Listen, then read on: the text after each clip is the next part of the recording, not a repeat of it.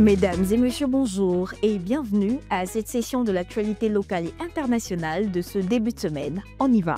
Le Fonds de garantie automobile FGA et le CHU de Cocody ont renouvelé leur partenariat pour améliorer la prise en charge des accidentés de la circulation.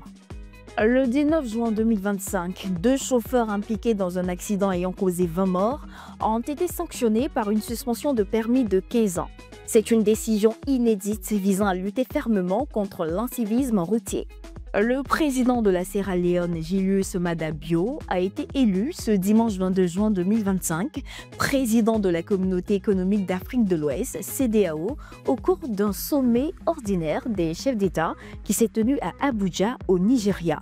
2 mois après son investiture, le président Brice Clotaire Oligui Nguema impose des mesures d'austérité pour lutter contre la gabegie financière au Gabon. Au Cameroun, une coalition de la société civile et des avocats alerte en juin 2025 sur la montée inquiétante des discours de haine et de la désinformation. À Madagascar, des sources médicales contestent l'empoisonnement défendu par les autorités lors du drame survenu dans la capitale. Au Burkina Faso, une usine clandestine de carburant frélaté a été démantelée à Bobo-Dioulasso. L'opération menée a permis de fermer définitivement cette usine. Le 21 juin 2025, les États-Unis ont frappé 3 sites en Iran, s'impliquant dans la guerre entre Israël et le pays. Téhéran menace de riposter, faisant craindre une escalade régionale majeure.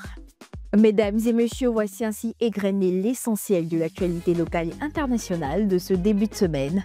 Rendez-vous sur le Live Matin du lundi au vendredi de 6h à 9h sur la 107.7, l'information comme tu l'entends.